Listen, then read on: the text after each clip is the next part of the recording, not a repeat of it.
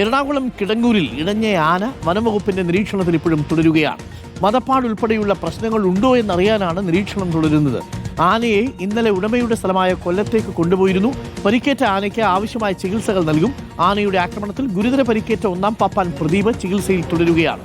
ഇപ്പോൾ വരുന്നൊരു വിവരം, പാർത്ഥസാരഥി എന്ന ആനയ്ക്ക് താൽക്കാലികമായി വിലക്കേർപ്പെടുത്താൻ വനംവകുപ്പ് തീരുമാനിച്ചു. 15 ദിവസത്തേക്കാണ് വിലക്കേർപ്പെടുത്തുക.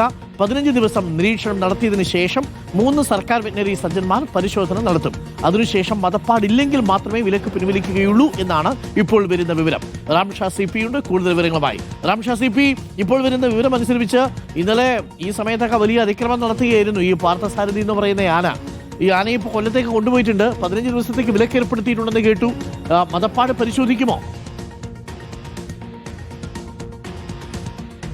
ഡോക്ടർ അരുൺകുമാർ ഇപ്പോൾ പറഞ്ഞതുപോലെ ഇന്നലെ ഏകദേശം 3-3.5 മണിക്കൂർ ഈ ആന വലിയ ഭീതിയാണ് പ്രദേശത്ത് സൃഷ്ടിച്ചത്. കിടങ്ങൂർ മഹാവിഷ്ണു ക്ഷേത്രത്തിൽ ആനയുടെ ആക്രമണത്തിൽ ലോറി ഡ്രൈവർ വിഷ്ണു കൊല്ലപ്പെടുകയും ചെയ്തു. ഈ ആനയാണ് ഇപ്പോൾ 15 ദിവസത്തേക്ക് നിരോധനം ഏർപ്പെടുത്താൻ വനം വകുപ്പ് തീരുമാനിച്ചിരിക്കുന്നത്.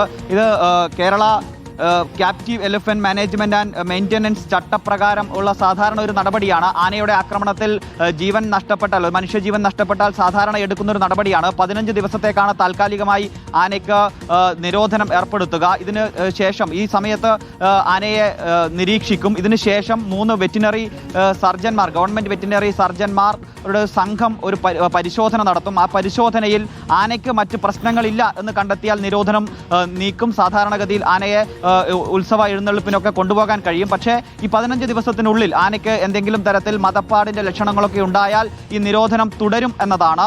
ഏതായാലും ഈ ആനയുടെ ആക്രമണത്തിൽ കഴിഞ്ഞ ദിവസം ഗുരുതരമായി പരിക്കേറ്റ ഒന്നാം പാപ്പാൻ പ്രദീപ് ഇപ്പോൾ ഭേദപ്പെട്ടു വരുന്നു എന്ന വാർത്തയാണ് ആശുപത്രിയിൽ നിന്ന് ലഭിക്കുന്നത്. അങ്കമാലിയിലെ സ്വകാര്യ ആശുപത്രിയിൽ ഇദ്ദേഹം ചികിത്സയിൽ കഴിയുകയാണ്. ഇദ്ദേഹത്തിന്റെ ആരോഗ്യനിലയിൽ പുരോഗതിയുണ്ട് എന്നാണ് ആശുപത്രിയിൽ നിന്ന് അറിയുന്നത്. ഡോക്ടർ അരുൺകുമാർ.